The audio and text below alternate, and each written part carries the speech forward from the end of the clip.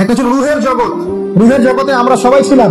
রুহের জগতে যার সাথে যার বন্ধুত্ব ভালোবাসা গভীর ছিল, দুনিয়াতে তার সাথে তার ভালোবাসা বেশি।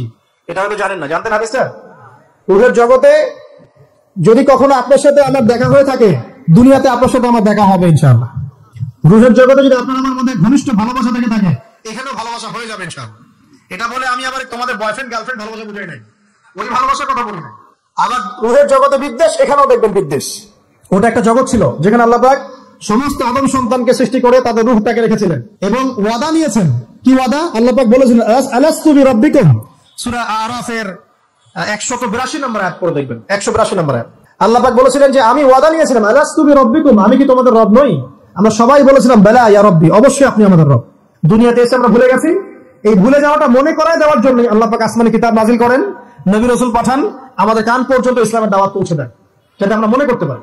এবার আসেন রুহের জগতের পর আসলাম এই যে দুনিয়ার জগৎ, দারুদ দুনিয়া। দুনিয়ার মধ্যে আছি হয়তো 50, 60, 70, 100 বছর হাইয়েস্ট।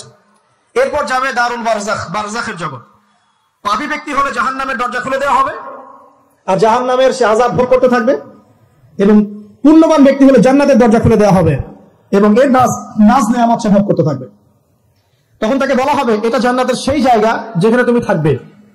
এটা দেখার সাথে সাথে, শোনার সাথে সাথে তার যে খুশি উৎফুল্ল তার অনেক বেড়ে যাবে। এবং সে কি করবে জানেন?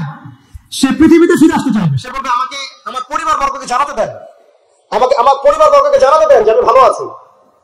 তখন ফেরেশতারা তাকে বলবেন যে এটা সম্ভব না, তোমার এবং তাদের মাঝে দারুল বারজাখ আছে, তুমি এটা ভেদ করে যেতে পারবে না। তখন তার আত্মাটাকে ইল্লিনে দেওয়া হবে, একটা সবুজ পাখির আকৃতিতে জান্নাতে ঘুরে বেড়াবে ইনশাআল্লাহ। আর যদি জাহান্নামী হয় তাহলে যে বললাম দরজা খুলে যাবে, জাহান্নামের মর্মান্তিক আযাব তার দিকে আসতে থাকবে। কবর সংকুচিত হয়ে আসবে এমন ভাবে যাতে তার ডান পাজরের ভিতরে এইভাবে ঢুকে যায়। নাউযুবিল্লাহ। এবং এই আযাব চলতে থাকবে ইলা ইয়াউমি ইউবআসুন, পুনরুত্থানের দিন পর্যন্ত।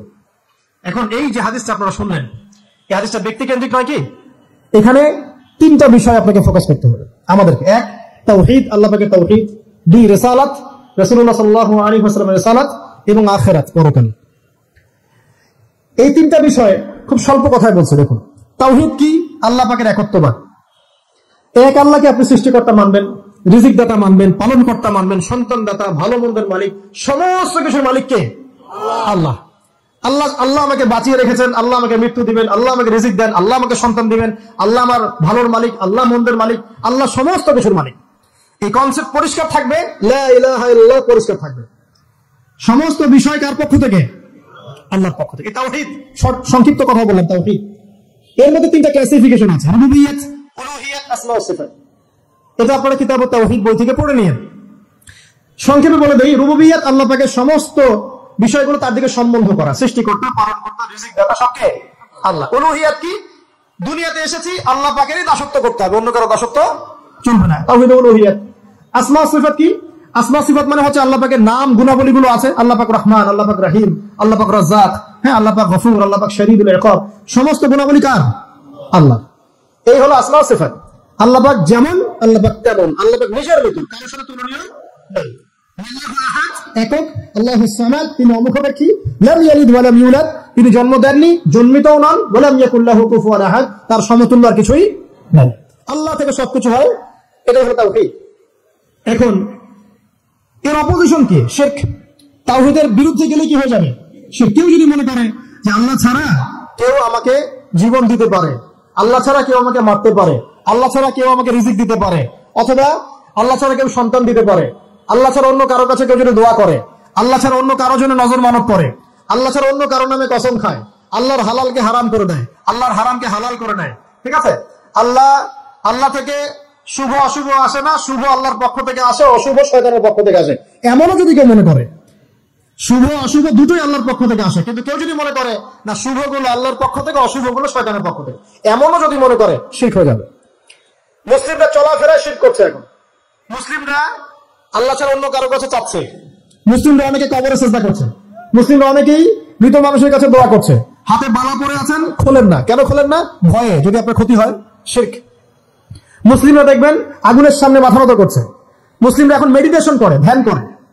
মুসলিমরা জিনকে তাবে করতেছে। অনেক সময় দেখা যায় মুসলিমরা জাদু করতেছে, জাদুবিদ্যা, কুফরি কালাম করছে না, করছে, সবই শিরক, সবই শিরক। মুসলিমরা দেখবেন আল্লাহর হালাল যেগুলো আছে এগুলোকে হারাম করে ফেলছে, আবার অনেক সময় আল্লাহর হারামগুলোকে হালাল করে নিচ্ছে। সুদ কি ভাই? এখানে ফরজ, হালাল করে নেওয়া হয়েছে। মদ কি? তোমাদের কাছে তো ওয়াজিব, না খাইলে ঘুমায় না। তো এই যে আল্লাহ হারামগুলোকে কি করছি আমরা? হালাল করে ফেলি, এটাও শিরক, কুফরি একটা। তো এক কথায় তাওহীদের উপর যারা থাকবে মান রব্বক উত্তর দিতে পারবে ইনশাআল্লাহ। যারা শিরক করে ফেলবে ওই অবস্থায় মারা যাবে, মান রব্বক উত্তর দিতে পারবে না। আমার কথা কি বলে যাচ্ছে?